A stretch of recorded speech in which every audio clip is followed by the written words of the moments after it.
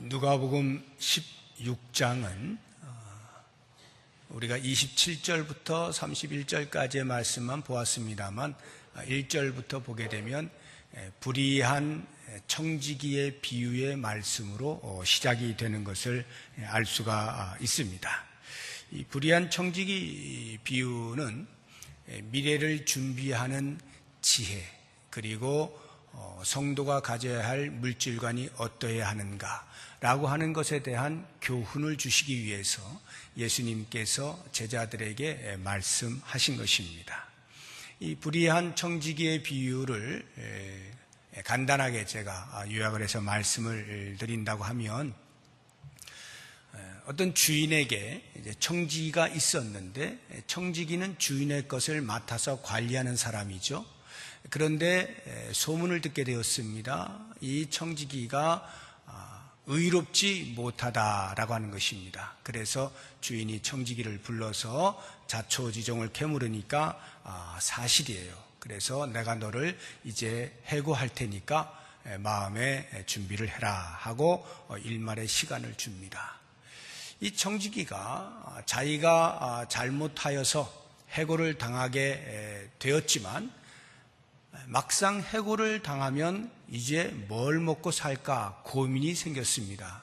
그래서 이리저리 생각하다가 거지 노릇을 할 수도 없는 것이고, 땅을 파서 먹기도 지금은 그럴 수가 없고, 생각해낸 것이 내가 해고를 당한 이후에도 이렇게 하면 먹고 살 수 있겠구나 하고는 주인에게 빚을 진 사람들을 부릅니다. 그리고는 한 사람 한 사람에게 얼마의 빚을 졌느냐 물어보고 장부를 고칩니다. 그래서 탕감을 해주는 거예요. 왜 탕감을 해 주었겠어요? 자기가 해고당한 이후에 찾아가면 도움을 받을 수 있을 것이다, 그들의 영접을 받을 수 있을 것이다 라고 하는 기대감을 가지고 그렇게 탕감을 해주게 된 것입니다. 이러한 청지기의 행위를 보면서 주인이 칭찬을 합니다. 야, 그거 참 영리하네 라고 하면서 그의 행위를 칭찬합니다. 실질적으로 그 행위가 의로워서 칭찬한 것은 아니겠죠. 그의 행위는 오히려 주인에게 더 해를 끼치는 것이었기 때문에 노를 발하는 것이 맞지만, 자기의 앞가림을 하고 있는 그 청지기를 볼 때 참으로 영악하구나, 참으로 지혜롭다라고 하는 칭찬을 하는 겁니다. 그리고는 이제 이런 비유 이후에 예수님께서 이 비유를 평가하시는 내용이 8절에 나옵니다. 누가복음 16장 8절을 보면, 주인이 이 옳지 않은 청지기가 일을 지혜 있게 하였으므로 칭찬하였으니, 이제 여기까지는 비유의 말씀이에요. 그리고 그 다음이 예수님의 평가입니다. 이 세대의 아들들이 자기 시대에 있어서는 빛의 아들들보다 더 지혜로움이니라. 한마디로 이야기를 하면 세상 사람들이 성도들보다 처세술에 있어서는 훨씬 뛰어나다라는 말입니다. 예수님께서 이런 평가를 하신 이유가 무엇일까요? 이 말씀을 듣고 있는 제자들에게, 그러니 너희들도 세상 사람들처럼 너희 앞가림 좀 잘하고 살아라, 처세술 좀 배워라, 이 말씀을 하시기 위해서 주신 것은 아닐 것입니다. 예수님이 이러한 평가를 통해서 제자들로 하여금 알게 하시려고 하는 것은 미래를 준비하는 것이 얼마나 중요한가, 미래를 준비하는 지혜의 필요성을 역설하고 계시는 것입니다. 그리고 또 한 가지, 한 종이 두 주인을 섬길 수 없다. 왜냐하면 이 주인이 저 주인보다 더 중하고 더 경하다라고 하는 비교를 할 수밖에 없기 때문에 한 종이 두 주인을 섬기는 것은 마땅치 않다 하시면서, 한 성도가 하나님과 재물을 동시에 섬길 수 없다라는 말씀을 하십니다. 성도는 재물을 섬기는 사람들이 아니죠. 당연히 하나님을 섬기는 사람들입니다. 그럼에도 불구하고 재물을 섬길 만큼 재물은 성도들에게 있어서 아주 유혹적인 것입니다. 그래서 예수님이 말씀하십니다. 너희들은 하나님만 섬겨야 한다. 그러면 재물을 가지고는 무엇을 하느냐? 그 재물로 미래를 준비해야 한다 하는 것입니다. 성도의 미래는 어디에 있습니까? 이 세상이 아니라 천국이죠. 이 땅에서 하나님께서 허락하신 재물을 가지고 영원히 살게 되어질 천국을 잘 준비하라 라고 하는 이와 같은 교훈의 말씀을 주시는 겁니다. 제자들에게 주신 이러한 교훈을 바리새인들이 옆에서 듣고 있습니다. 그리고는 그들이 비웃는 거예요. 그거 참, 예수님이 참 어리석구나. 어떻게 재물을 그렇게 우습게 여길 수가 있는가? 이 바리새인들은 하나님을 섬기는 사람들이었습니다. 잘 섬기는 사람들이었습니다. 백성들에게 하나님 섬길 것을 가르치는 사람들이었습니다. 그럼에도 불구하고 그들에게는 탐욕이 있었어요. 재물에 대한 욕심이 있습니다. 그러니까 하나님도 잘 섬기면서 재물도 많이 가지면 좋지 뭘 그래 라고 하면서 이렇게 물질을 가지고 미래를 준비하라는 예수님의 교훈을 우습게 여기고 비웃게 된 겁니다. 그런 비웃음을 아시는 예수님께서 바리새인들을 책망하시죠. 너희들은 사람들 보는 앞에서는 신앙생활 잘하는 것처럼 멋들어지게 보이고 너희들의 그러한 신앙의 모습들을 자랑하고자 하지만 하나님은 중심을 보시는 분이다. 너희들의 마음을 이미 다 알고 계신다. 이렇게 책망을 하시면서 그 일례로 하나의 비유를 또 한 번 말씀해 주고 있습니다. 그 비유의 말씀이 오늘 우리가 읽고 있는 이 본문을 가리키고 있는 이 부자와 나사로의 비유입니다. 이 부자와 나사로의 비유의 목적은요, 탐욕으로 인해서 재물을 지혜롭게 사용하지 못할 때 받게 되어질 결과가 어떠할 것임을 말해주고 있는 것입니다. 그러니까 바리새인들을 향하여서 너희들이 탐욕 때문에 재물을 바르게 사용하지 못하고 움켜쥐기만 하려고 한다면 그 결과는 이렇게 될 것이다 라고 하면서 그들을 경고하는 그러한 목적으로 이 비유의 말씀을 주고 있는 것입니다. 우리가 잘 아는 것처럼 이 나사로와 부자의 비유는 이렇습니다. 한 부자가 있었습니다. 자색 옷을 입습니다. 날마다 맛있는 것을 먹고 삽니다. 호화롭게 이 생을 즐기고 있습니다. 그런데 그 부자의 집 문 앞에는 거지 나사로가 있습니다. 여기저기 상처투성이입니다. 먹는 것이 부실합니다. 혹시 그 집에서 무언가를 던져주면 그것을 얻어먹고 사는 존재에 불과합니다. 그런데 이 부자와 나사로가 죽었습니다. 나사로는 죽어서 아브라함의 품에 안깁니다. 천국에 갔다 이 말이에요. 그런데 이 부자는 음부에 갑니다. 지옥에 떨어졌다라고 하는 것입니다. 물론 이와 같은 것은 이 비유의 말씀이라는 것을 잊어서는 안 됩니다. 예수님이 이 비유를 말씀하실 때 목적이 있다 그랬죠. 그러니까 이것을 일반화해서 모든 부자는 다 지옥 가고 모든 가난한 사람 거지는 전부 천국 간다, 이것을 말하고자 하는 것이 아닌 것입니다. 이 부자와 거지 나사로가 죽어서 지옥과 천국을 갔는데 지옥에 떨어진 부자가 천국을 보니까 자기 집 앞에서 구걸을 하던 나사로가 아브라함의 품에 안겨 있는 거예요. 깜짝 놀란 거죠. 아니, 나도 이렇게 지옥에 떨어졌는데 어떻게 죄가 천국에 갔지? 이런 생각을 했는지 모르겠어요.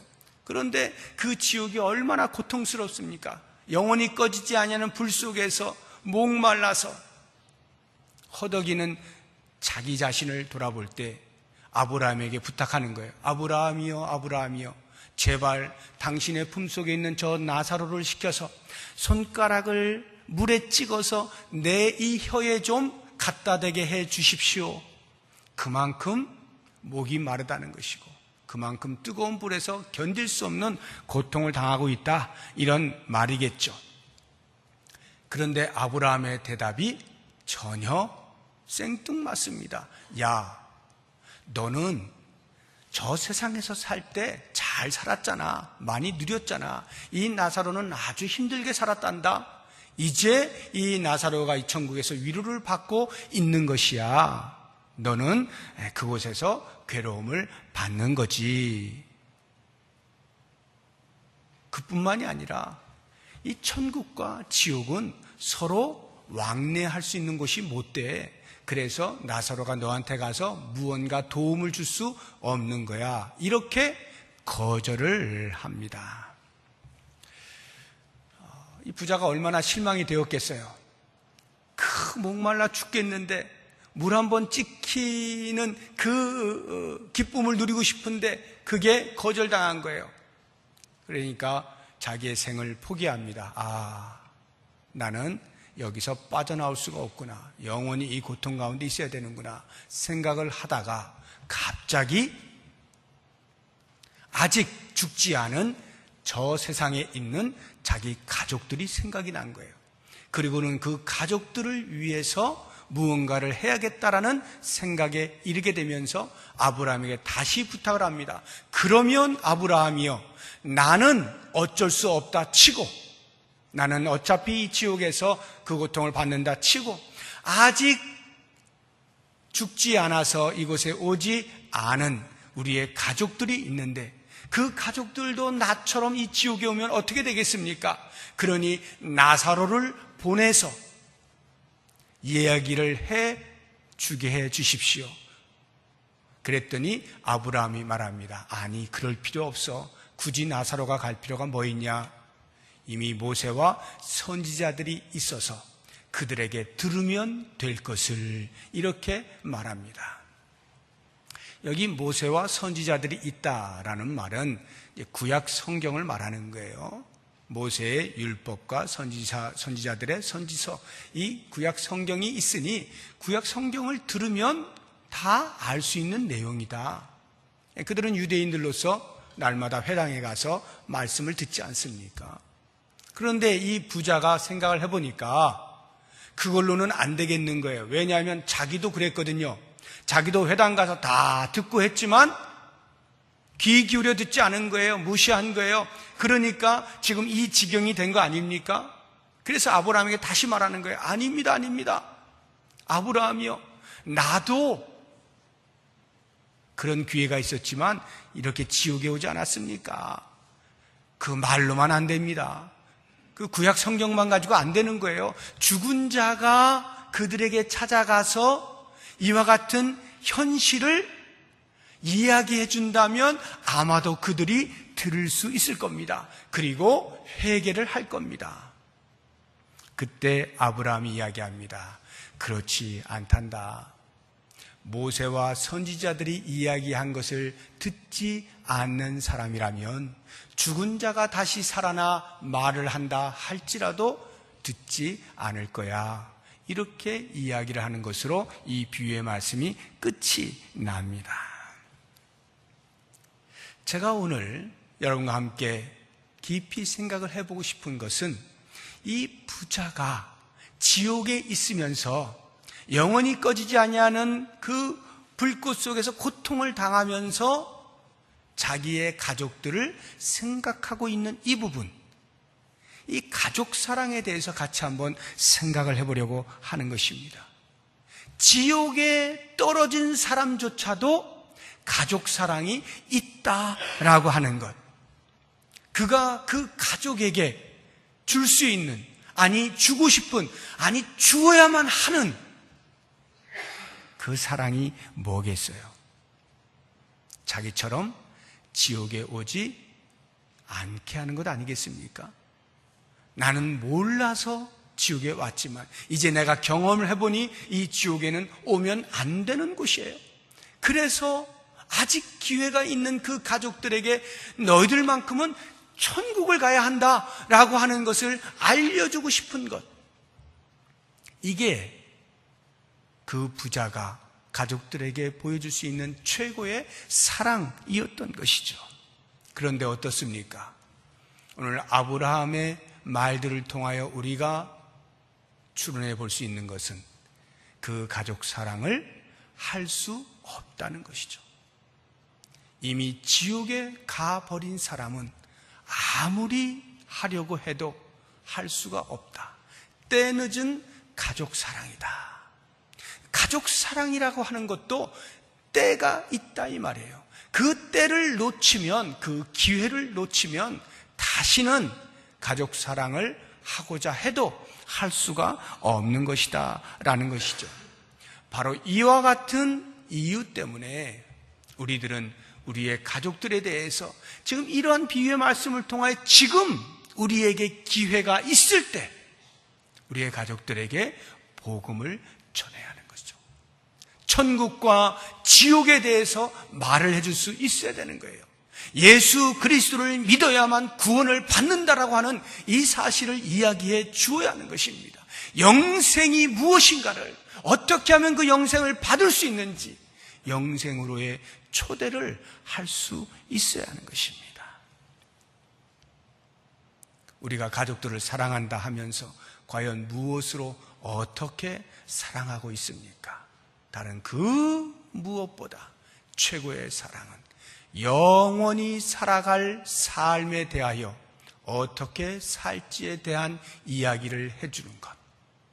과연 천국에서 영원히 살 것인가 아니면 지옥에서 영원히 살 것인가에 대하여 이야기해 줄 수 있는 이것이야말로 가족을 향한 최고의 사랑이 아니냐라고 하는 것입니다.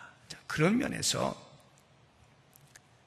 저는 오늘 여러분과 함께 이 가족이 과연 누구인가라고 하는 것을 제가 몇 가지 영역을 이렇게 구분해서 좀 말씀을 드리고자 하는 거예요.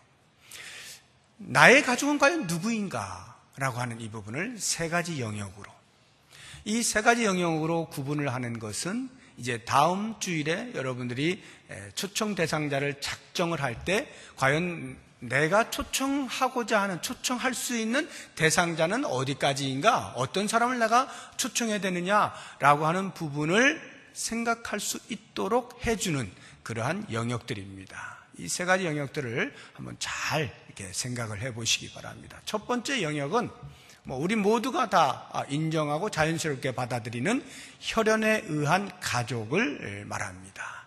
혈연으로 맺어진 가족들. 우리가 이렇게 혈연으로 맺어진 가족들 가운데에서 어떤 분들은 아직도 그 가족 중에 예수를 믿지 않는 분들이 있을 수가 있습니다. 불신 가족들이죠. 그러한 분들에게 영생으로의 초대를 하는 겁니다. 복음을 전하는 거고요. 이 가족사랑 축제에 초청을 하는 것입니다. 어떤 분들은 아마 제가 몇 번이나 했습니다. 매년 가족사랑 축제가 있을 때마다 초청을 했습니다. 그런데 듣질 않아요. 매번 거부하고요. 너나 잘 믿으라고 이야기하고요. 듣질 않습니다. 라고 하는 분들이 분명히 계실 거예요. 그렇지만 또 초청을 하십시오.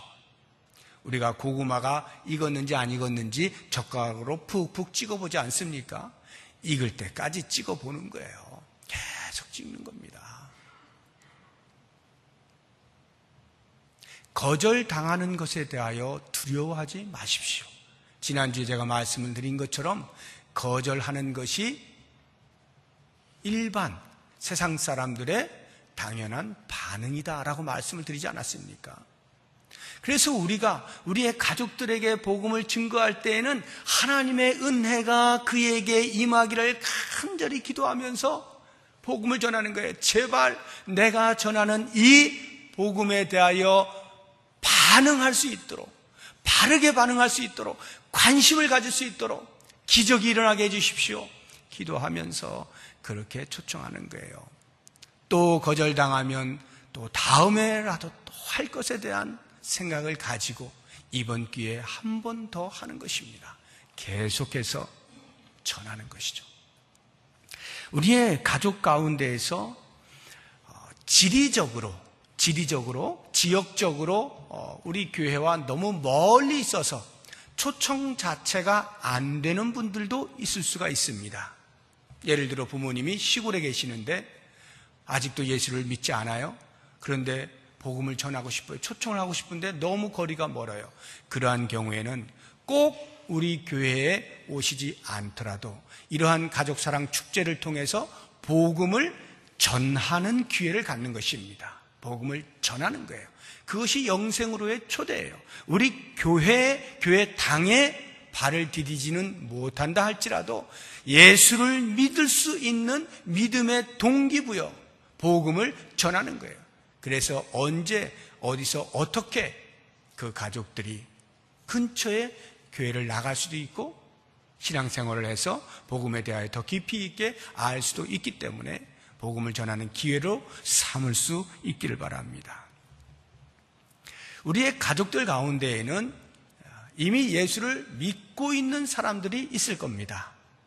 어떤 가족의 경우에는 모든 가족 식구들이 다 예수를 믿는 경우도 있을 거예요. 자, 그런 경우에는 어떻게 하느냐? 이번 가족사랑 축제에 초청을 하십시오. 우리 교회로에 초청을 하십시오. 오해하지는 마시고 다른 교회 잘 다니고 있는데 빼가지고 와서 우리 교회로 등록시키라는 그런 말이 아닙니다. 그 교회에서 계속 잘 섬기는 거예요. 그렇지만 이번에 이 기회에 우리 가족들이 함께 모여서 예배할 수 있는 기회를 갖자라고 하는 차원에서 초청을 하라는 거예요. 물론 절대로 그 섬기는 교회에서 나오면 안 되는, 한 주라도 빠지면 안 되는 아주 중요한 직분을 감당하고 있는 경우에는 굳이 그러실 필요 없습니다.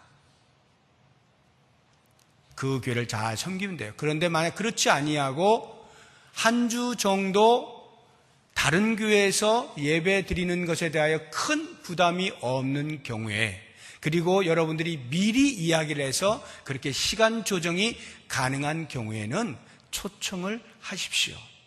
예를 들어서 우리 고성기 장로님 가정이 다 예수를 잘 믿습니다. 큰딸만 지금, 큰딸 가정만 우리 교회 같이 나오고 있어요.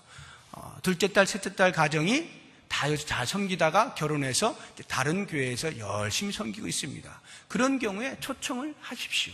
그래서 온 가족이 한 자리에 앉아서 예배를 드리는 이러한 풍경을 보았으면 좋겠어요. 왜 제가 이러한 구상을 하느냐 하면, 우리가 가족들이 한 하나님을 섬긴다 하고 각자의 교회에서 섬기고 있지만 정작 한 자리에 모여서 예배하는 기회가 많지가 않아요. 고작해야 명절 때뿐입니다. 근데 그 명절은 이제 가정에서 예배를 드리잖아요. 물론 거기서 예배 드리는 것도 우리 하나님 받으시죠. 그러나 이러한 교회 공동체 안에서 특별한 시간에 같이 모여서 예배를 드리는 그 행위를 통하여서 역시 우리 가족은 한 하나님을 섬기는 믿음의 가정이다라고 하는 확인을 하는 것입니다. 그리고 그로 인하여 다시 한번 우리의 믿음의 가문을 돈독히 세워나가자라고 하는 다짐을 하는 이러한 기회로 삼을 수 있다면 이 가족사랑 축제는 굉장히 중요한 역할을 하는 것이라 보여집니다. 몇 년 전에 제 기억으로 가족사랑 축제를 할 때 우리 교회에서 장로님으로 열심히 섬기시다가 은퇴하셔서 저 무주구촌동인가요? 그 밑에 맞나요? 무주구촌동? 그 우리 유철영 장로님 계신데 거기서 이제 열심히 섬기시는 우리 장로님 계시는데 초대를 해서 이렇게 오신 적이 있어요. 먼 데서 이렇게 오셨죠. 얼마나 반갑습니까? 그리고 가족들이 함께 모여서 예배를 할 때 이러한 확인들이 되는 거예요. 우리는 한 하나님을 섬기는구나. 참으로 귀한 자리입니다. 저는 우리 성도님들이 각 가정마다 돌아보시고 가족들이 열심으로 여기저기에서 신앙생활을 잘 하고 계실 때 우리 교회에서 이런 일이 있는데 이번에 한번 같이 모여서 예배를 드려보면 어떻겠느냐라고 초청하는 것 상당히 바람직하다고 생각합니다. 혹 다른 교회에서 그런 초청을 받으시면 가세요, 여러분도. 그래서 가족들이 함께 모여서 그러한 어떤 확인을 하는 것, 함께 하나님께 영광을 돌리는 것 굉장히 중요합니다. 이번 기회가 그런 기회가 될 수 있으면 참 좋겠다 하는 생각이 듭니다. 두 번째, 우리가 가족이라고 하면 영적인 가족을 역시 말할 수가 있죠. 예수 그리스도로 인하여서 그리스도 안에서 새롭게 가족으로 형성되어진 이 영적인 가족.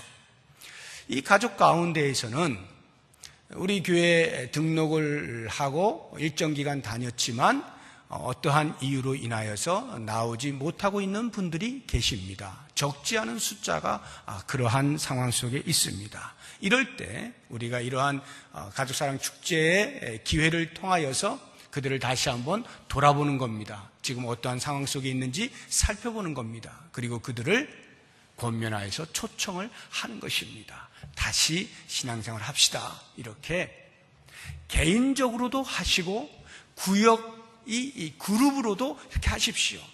중복해서 하시면 여기저기서 계속 권면을 해서 나올 수 있도록 하면 혹이나 그 마음 가운데 나오고는 싶은데 쭈삣쭈삣 할 수가 있거든요. 그럴 때 옆에서 누군가 도와주면 금방 나올 수가 있죠.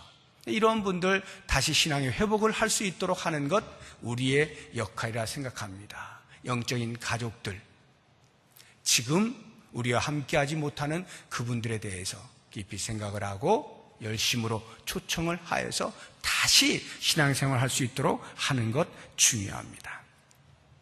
우리 교회에 등록을 하였다가 나오지 않은 분들만 영적인 가족은 아닙니다. 범교회적으로 우리의 주변을 보시면 대화하는 중에 과거에 신앙생활을 했는데 지금은 이러이러한 이유로 인해서 못하고 있습니다 라고 말하시는 분들이 상당히 많이 있습니다. 그러한 분들 다 우리의 영적인 가족들이죠. 그렇게 신앙생활을 일정 기간 하였다가 지금은 어떠한 이유가 되었든지 하지 않고 있는 상황 속에 있는 분들을 초대하는 것도 이번 우리 가족사랑 축제의 한 목표가 되는 것입니다. 마지막 세 번째로 우리의 가족의 영역 속에 이러한 영역이 있습니다. 미지의 영적인 가족입니다. 미지, 우리가 아직 알지 못하는, 좀 더 쉽게 이야기하면 미래의 영적인 가족이 될 수 있는 사람, 누군지는 모릅니다. 누군지는 몰라요. 그렇지만 우리의 영적인 가족이 될 수 있는 사람, 우리는 이런 사람들을 가리켜서 전도 대상자라고 합니다. 또는 태신자라고 합니다. 아직 예수를 믿지 않고 있는 사람들 모두는 우리의 초청 대상이 되는 것입니다. 저는 이러한 전도 대상자들을 생각할 때 두 가지로 나눠볼 수 있는데, 하나는 관계에 의하여 전도하는 겁니다. 이 관계에 의한 전도라고 하는 것은 우리의 주변에서 늘 함께하는 사람들, 편의점 주인이라든지 시장에서 장사하시는 분이라든지 노점에서 일을 하시는 분이라든지 등등 우리가 평상시에 늘 접하는 그러한 사람들에게 어떠한 관계를 통하여 계속해서 접촉하고 예수를 소개하고 복음을 전하는 이러한 행위를 관계 전도라고 하고요. 그렇지 않은 경우에라도 우리가 전도를 할 수 있는데 그것은 불특정 다수에게 전도하는 겁니다. 노방에서, 길거리에서 그냥 예수를 믿으세요 라고 하면서 전도 용품이나 전도 용지를 나누어 주는 이러한 행위도 우리의 전도하는 행위가 됩니다. 전도 대상자라고 하면 관계 전도에 해당이 되는 분들이나 아니면 불특정 다수가 되든지 전부 우리의 전도 대상자가 될 수가 있는 겁니다. 이제 수요일부터 다시 이제 지역 전도가 시작이 됩니다. 이런 지역 전도는 불특정 다수에게 전하는 겁니다. 물론 인근의 상가들에게도 끊임없이 전도를 하고 있습니다. 이런 것은 관계 전도라고도 할 수가 있을 것입니다. 이러한 전도를 통하여서 예수께로 나오게 하는 것, 그러면 그 사람이 곧 우리의 미지의 영적인 가족인 것이죠. 그러한 사람들에게도 우리가 초청을 해야 한다라고 하는 것입니다. 제가 이렇게 구체적으로 초청 대상자들을 말씀드리고 있는 것은 여러분들이 너무나 추상적으로 누구를 대상자로 작정하지 할 때에 좀 이렇게 희미해서 어떻게 될지 몰라 하는 분들이 많이 계시는 것 같아서 제가 이렇게 구체적으로 영역을 나누어서 말씀을 드리는 거예요.